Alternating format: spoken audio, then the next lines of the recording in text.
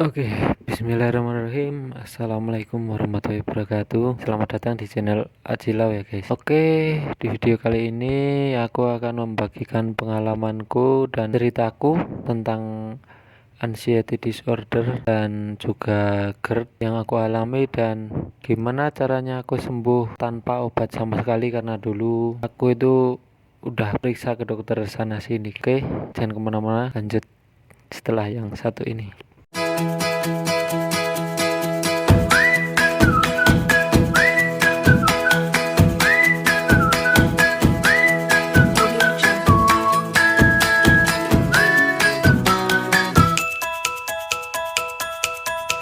Oke, di part pertama kali ini aku akan menceritakan kenapa kita seorang seperti kita itu bisa terkena anxiety itu.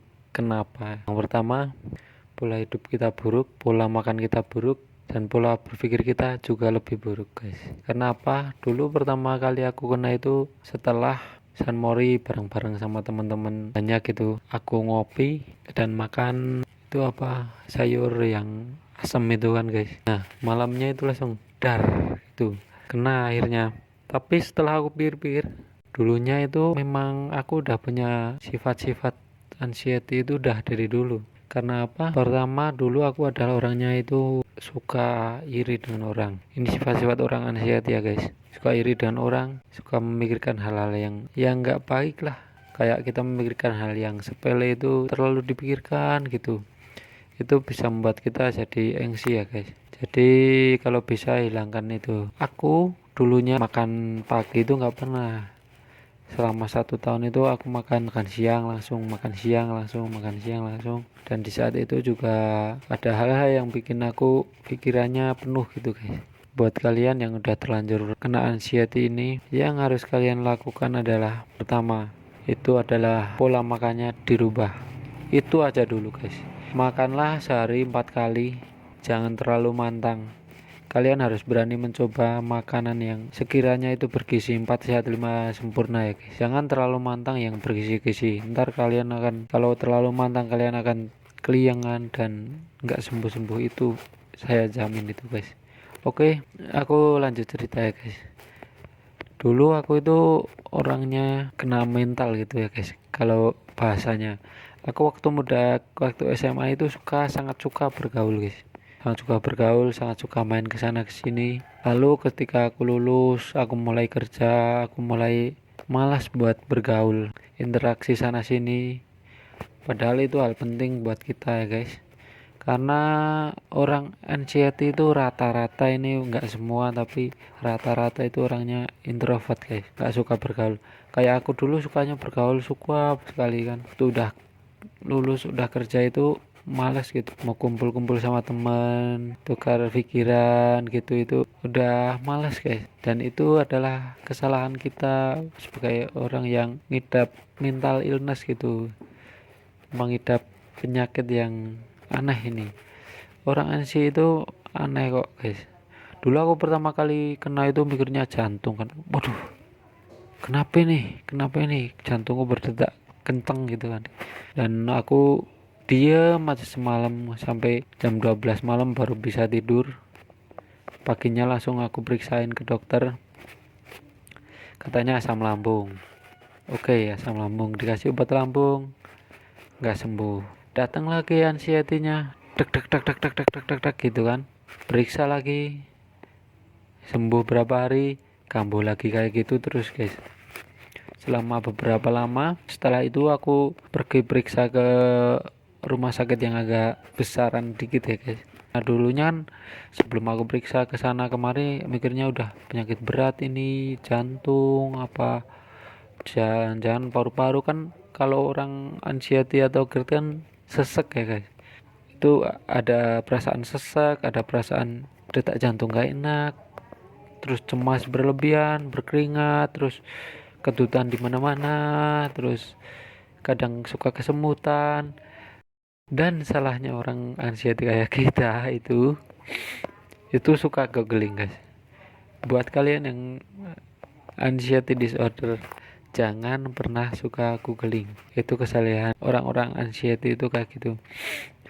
dan jangan beli alat-alat tensi atau alat-alat ngecek itu oximeter dan sebagainya. Itu nggak usah, percaya aja kalian itu sehat. Karena kalau kalian beli kayak gitu, mental kalian akan lebih down lagi, bisa berpikir rasional lagi, lebih sering terkena panic attack.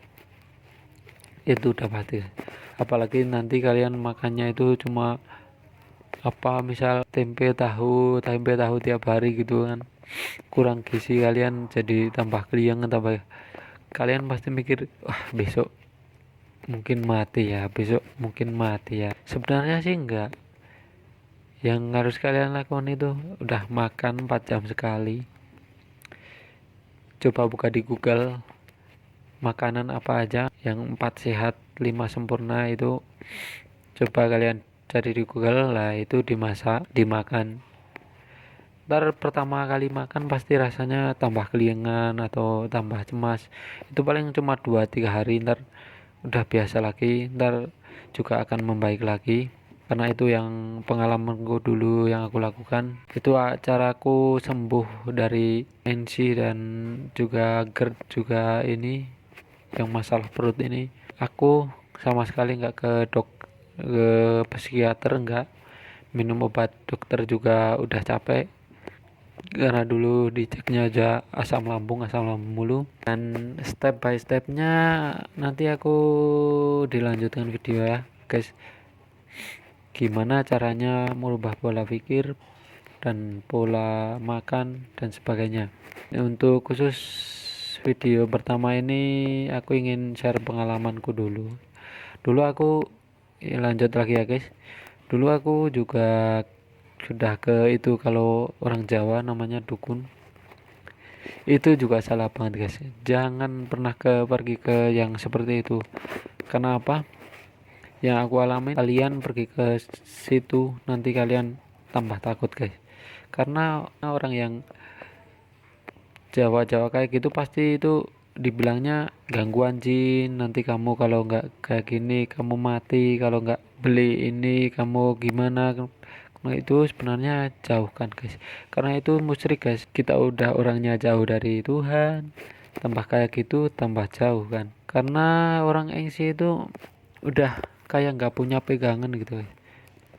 Bingung, saking bingungnya harus gimana gitu kan. Sebenarnya nggak apa-apa sih guys, kita itu nggak apa-apa, nggak kenapa-napa, sugestikan dalam pikiran itu nggak apa-apa gitu. Kalau udah terlanjur ke itu pengobatan yang non medis gitu kan, nanti kalian mikirnya kemana-mana, jadi tambah sakit, tambah nggak baik juga, ngabisin duit juga. Udah lupain. Buat kalian yang pengen sembuh, lihat videoku ini aku contoh dari orang yang kena engsi membaik tanpa obat sama sekali, tanpa psikiater, tanpa apapun. Ini atas izin Allah Subhanahu wa taala. Karena aku mensugestikan dalam diri aku, Allah itu maha baik, Allah itu sayang sama kita. Kenapa kita dikasih penyakit kayak gini, anxiety kayak gini, juga buat ngerubah hidup kita yang tadinya sangat buruk guys. Aku yakin hidup kalian juga sangat buruk, aku yakin itu 1000%. Itu biar lebih baik, lebih bisa menghargai hidup. Karena bulat kalau mau jadi indah, jadi kupu-kupu kan harus jadi kepompong dulu, dan katanya kalau jadi kepompong itu sakit, dan itu kita harus lewatin itu buat jadi kupu-kupu yang indah guys, dari ulat yang sangat menjijikkan dan menggelikan itu.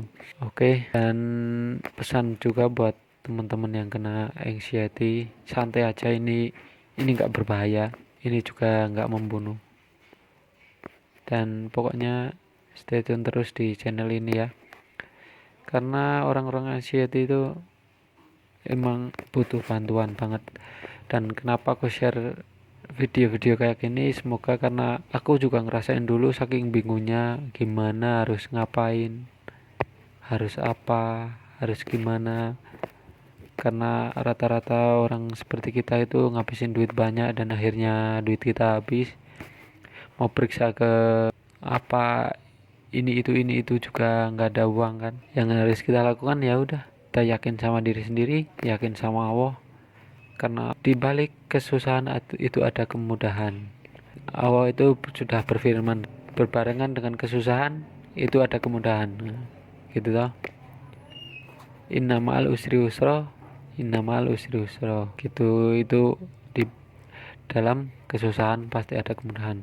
Di dalam sakit pasti ada kesembuhan juga kalau Allah menghendakinya. Dan oke, step by stepnya gimana nanti aku akan jelasin satu persatu, karena sensasi apapun udah aku rasakan.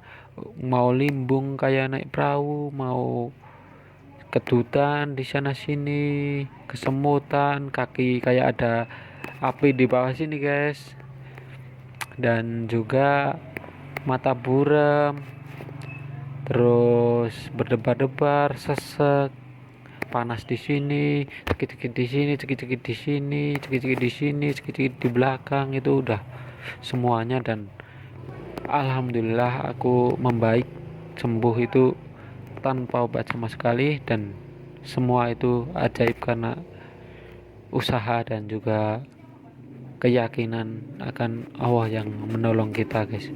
Oke, sampai di sini dulu ya guys.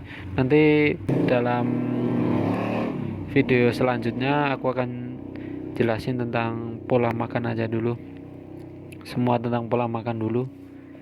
Lakuin itu yang masalah pola makan itu, nanti aku jelasin apa aja yang bisa dimakan, apa aja yang harus dikurangin atau dihilangkan dulu, karena ada beberapa makanan yang emang harus dihilangin, nggak dimakan karena itu banyak nggak baiknya buat orang-orang NC. Dan step-step selanjutnya aku akan jelasin tentang pola pikir, tentang pola sifat, dan gimana harus melakukan aktivitas sehari-hari guys. Oke, sampai di sini dulu. Semoga kalian yang terkena anxiety segera disembuhkan oleh Allah ya guys. Oke, terima kasih. Assalamualaikum warahmatullahi wabarakatuh.